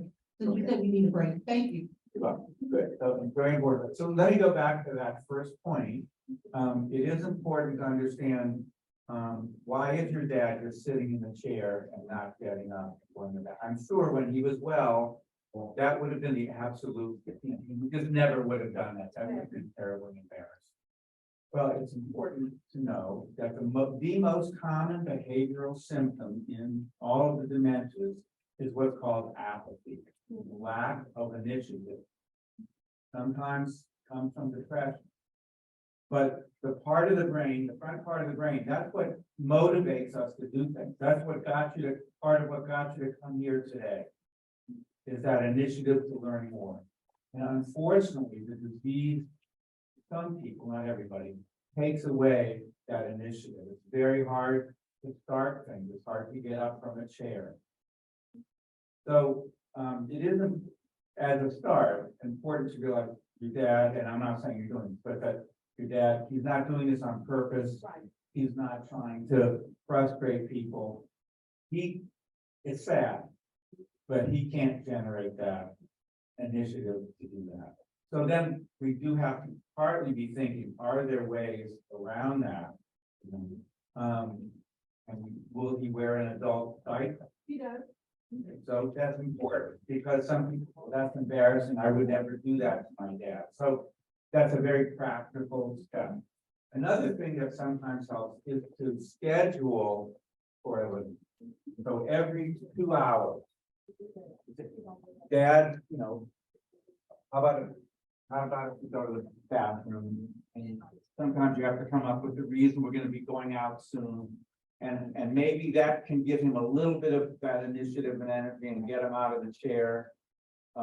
Or when he gets, let's say he does get up to go to the table to have lunch or dinner, stop in the bathroom on the way. Every 2 hours, right? It has to be a schedule because he's not going to be able to tell you, I have to go to the bathroom. You may even be unaware of it. So that's that kind of information part. There are things that you might be able to do to slightly lessen, I hate the word burden, but in this case, it's that challenge or burden. But you're also asking for resources. And again, I think the Alzheimer's Association hotline is very important because they know the local potential respite resources. I think your brother's idea of getting away for 5 days is absolutely the right thing to be looking for. And so, asking the right question is important. So if you do access, say, the helpline to say, we're trying to find a resource where somebody can help us watch my dad for 5 days while we take a break. There may be other ways, though, to get that respite. Are there friends that could come in one afternoon a week? Are there, you said, it's a small number of people in the family, but maybe figure out a schedule so that everybody picks an afternoon and comes in. So you and whoever's living in the house, say it's you and your brother, can get away. And getting away is important, whether that means going shopping or going bowling or visiting with friends or just watching a football game. That is really important for mental health, physical relief. So there are those kinds of professional respite relief resources, but if you can build in a schedule where a number of people are contributing, maybe your church has a group of people who, again, would be willing to sign up, and they have these online schedulers. Maybe every other week, somebody could come Tuesday afternoon from 3 to 5. Well, if you can build a number of those things in, that's just another way to do it. So, but I do think, and just to finish up, it's really important to call that helpline, to call the Agency on Aging. There are other potential knowledgeable resources, and find out what is realistically available, what can you afford. But I'm glad to hear that you're thinking about that, both for you and Dad. Thank you. Thank you.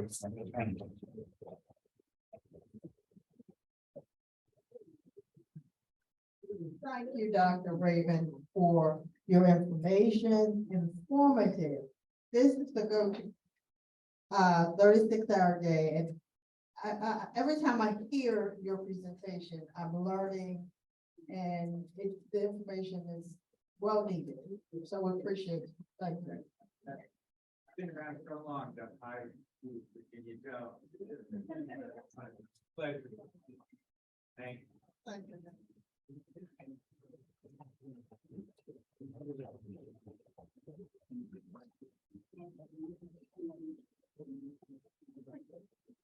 I want to say thank you for all the wonderful questions, all the wonderful speakers. This has been a very enlightening, I know for me, and I hope for you, moment, today, for all the information that you've been getting. Now we have what is known as a physical activity, which is good for the heart and the brain, and can help us manage stress to improve our overall health and wellness. It is therefore my pleasure to introduce, I want to get your name wrong, Nisha Saunders. I'm Sam, don't want to get on wrong. Who will be leading us in a physical activity demonstration today. And Ms. Nisha Saunders is a senior enrichment specialist and fitness director at the Waxter Senior Center here. She is also founder of Moxie Mood. A big welcome to Nisha. So we encourage you to find activities you enjoy, are safe for you, and try to incorporate those in activities several times. It's now time to pivot to our special recognition portion of today's program. It is my honor to present this year's recipient of the Holistic Health Seminar Award, including the Trailblazer Award and the Outreach Leadership Award. The Outreach Leadership Award, this year's Outreach Leadership Award, goes to someone who demonstrated dedication to community education on topics related to aging and dementia. We're pleased to present this year's Outreach Leadership Award to Mr. Rossi Britko. Britko worked as a resource coordinator of Johns Hopkins from 2015 to 2022. Many of you will remember Rossi. Despite being hired to work as a coordinator for an ongoing research study, Rossi quickly took on many additional responsibilities, given his motivation, good communication, and community-focused interest. This included involvement in the outreach and education efforts of the Johns Hopkins Alzheimer's Disease Research Center, as well as McCabe's Community Education Committee. With these groups, Rossi voluntarily participated in community outreach events for educating the public on topics related to healthy aging and memory loss, and the importance of clinical trials.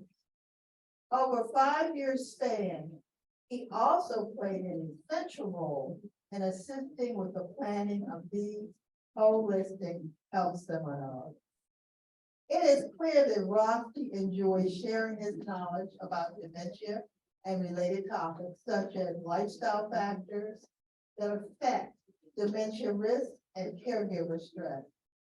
With members of the community, he did this. He is continuing his work as a current PhD student at the University of California, Irvine. He hopes he will help provide insight on identifying therapeutic targets for dementia disorders and improve the quality of life for individuals living with dementia and their caregivers. His passion and experiences giving back to local communities make us so excited to present this year's Outreach Leadership Award to Mr. Rossi Britko. Although Mr. Britko is unable to join us in person, he has prepared a short video for today.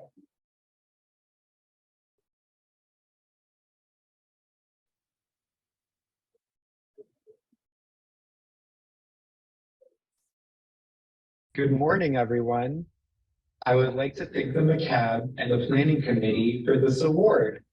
I am deeply honored, humbled, and appreciative. I'm delighted to attend today and to keep learning so that I can share the knowledge that I gained from today.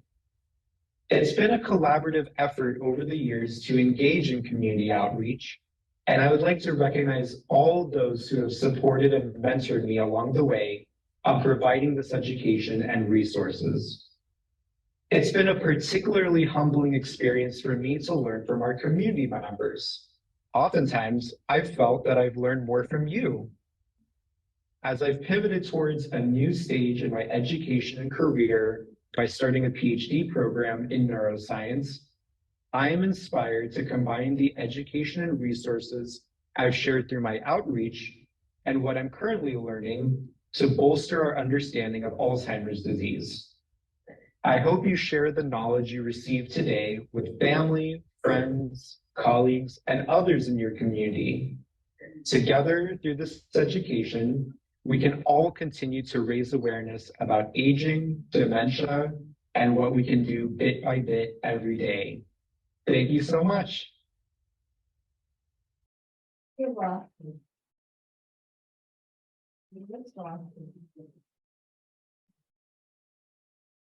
The second award presented today is the Trailblazer Award. This award recognizes this individual's outstanding contribution to supporting and assisting caregivers. It is my great pleasure to present this year's Outreach Leadership Award to Mrs. Linda Stewart.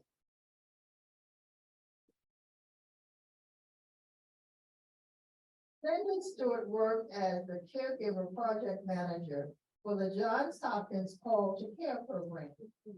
This program prepares and supports individuals caring for loved ones with health-related needs or limitations. Through her leadership and community management, Mrs. Stewart has championed the Call to Care's vital mission of recognizing the valuable role caregivers play, providing them with a wide range of supportive services, skillful in project management, outreach, and working collaboratively with diverse partners. Linda adeptly guided the outreach and impact of the Call to Care program.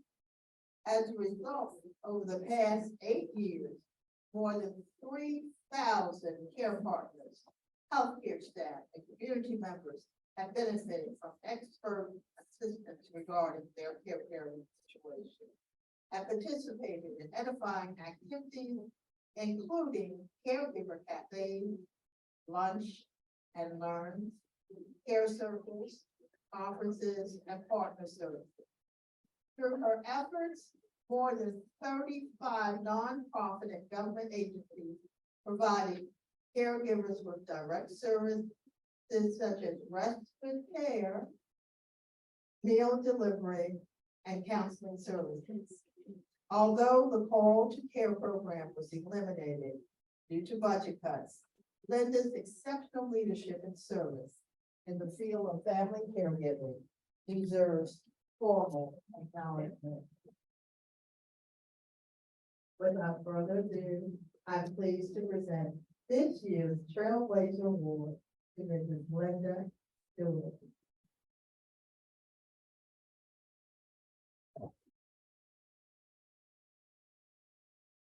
I just want to say thank you so much for this award and just recognizing my efforts, because what I did over the last 8 years was a blessing to me.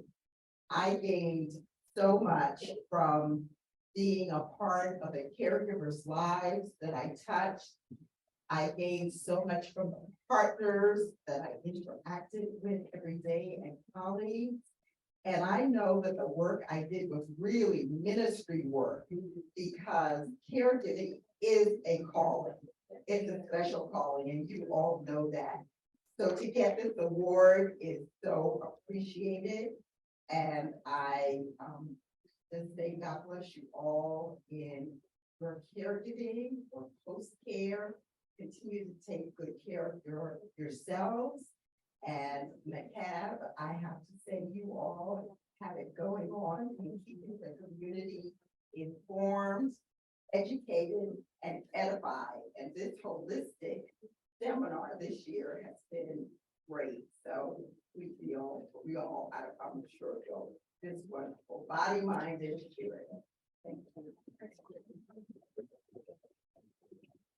We appreciate you and Rossi. We want to make sure that everybody knows the work that's being done and has been done and continues to be done. I'm going to turn the floor over now to Cassie Gibson, Senior Community Outreach Coordinator with the Johns Hopkins Alzheimer's Disease Research Center. Cassie will be announcing the winner of our various door prizes, but Cassie has been doing a phenomenal job. She is the lead on the holistic team. Thank you, Ms. Ernestine. And as a thank you for joining us today, we do have a few door prizes we would like to present to you, our attendees. Our door prizes were generously donated to us by Collins Seafood and a Care Providers Company, LLC. We have randomly selected winners from both our in-person and virtual attendees today. So we'll start with our online attendees, and we'll send you information about receiving your door prize after today's event. So first we have a Collins Seafood gift card, which was provided compliments of the Gaines and Jackson families in memory of Mr. Robert Bursell Sr. And the Collins winner. Congratulations to all our winners. After the event, we asked for our in-person winners to come, as Kathy mentioned, to get their prizes. As we bring today's event to a close, I would like to turn the floor over to Mrs. Jackie Stepp, the chair of our McCab board, to leave you with a call of action. Jackie? Oh, good morning, good morning, good morning. Okay.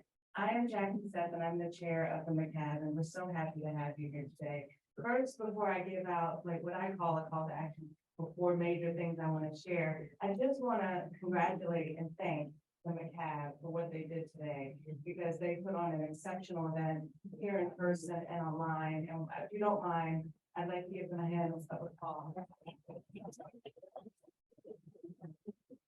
And special shout out to all of our presenters. We really appreciate you coming from your car, and all of you for leaving your homes and coming out today. And those of you online, thank you so much. And I'd like to give a last thank you to Ms. Ernestine. He knows how well she is. I love her, my soror and my friend. Thank you for everything today. It's been wonderful.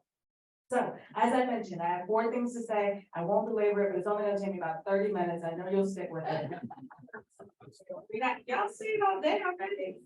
Okay, no, I'm just gonna take a second. Okay, first, because I said 4, so keep me honest. First, I urge you to lead a healthy, active lifestyle. You did some of that today, so just keep it going. Caring for your spiritual, mental, and physical health and brain health helps build resilience against loss and improves overall well-being. We all know that. We learned that today. And be sure to discuss any of these health concerns that you may have with your doctor, because oftentimes early diagnosis is key to disease management, right? Or treatment. This is also true for symptoms of memory loss, right? So if you notice changes in your memory and thinking abilities in yourself or a loved one, be sure to consult a physician. That's what we wanted you to do today. We went over those 10 signs and symptoms for a reason. Go speak to your physician if you know someone who's impacted. Number 2, you know how fast I did that? Okay. Great. Consider partnering and participating in research. We have a table over here, the Johns Hopkins Alzheimer's Disease Research Center. Specifically with African Americans, it's even more important. And I really strongly encourage you to take time to go over and visit the table. If you're online, you can get more information about that as well. I'll give you the email address. It's www.aldresearch.org. It's really important for you to be a part of that. Don't have to give blood in all cases. It can be something very simple. And you don't even have to be exhibiting any signs of symptom at the time. But feel free to go over there and get more information. I really encourage you to do that. Number 3, take action to manage your stress. That is so critical. Maintain meditation, give your time to get that respite. Be sure, as we heard today, there are many resources available for managing caregiving responsibilities and changes in behavior. This might involve seeking out support, groups in your community, and sharing caregiving strategies with your churches, your friends. Speak out, tell people about it. You'll be surprised how many people will support you, even in your office at work. Don't think you have to keep it all to yourself. It's important to share. There are resources to help you manage that stress. Okay, so what number am I on? Y'all are all right today. All right. Okay, and finally, I urge you to continue your health and wellness education, especially as we get older. We also encourage you to share the information you learned today. You've heard that over and over again, and we really mean that.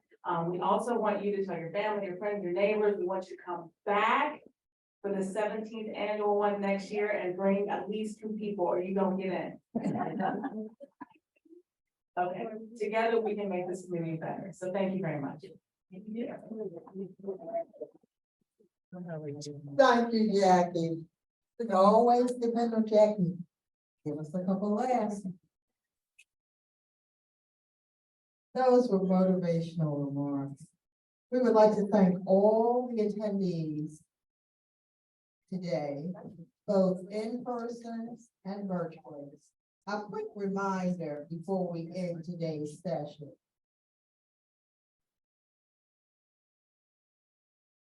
First, we're asking all attendees to complete the event survey. The link to the survey has been placed in the Zoom chat box for those attending virtually. It will also be distributed by email within the next few days. For those attending in person, you will find your survey in your folder on a yellow sheet of paper. As a token of our appreciation, we will be mailing a small gift to the first 100 people who complete the survey virtually and handing out a special gift to in-person attendees who complete the survey at the table on the way out. In addition, you should have received the virtual folder by email or those joining us on Zoom. Or as you arrive for in-person attendees, please be sure to explore the host of included resources. There is a host of resources. And don't hesitate to reach out to us if any additional information can be provided. Our final reminder is that a link to today's seminar will be made available on our McCAB website. This information will also be sent out by email to all attendees once the recording is available. For additional resources related to healthy aging and memory loss, we invite you to follow the Johns Hopkins Memory and Aging Facebook and Twitter pages, as well as visit the resource table before leaving. Don't forget, you can visit the tables after the seminar is over, and our presenters are available to talk with you. For additional resources related to healthy aging and memory loss, we make sure that you go to the Johns Hopkins website. Thank you again to all our speakers, our sponsors, and of course, our wonderful audience. Give yourself a hand. This event would not be possible without you. Please be sure to join us next year on the first Saturday in June. And be sure, as Jackie said, bring a friend or two.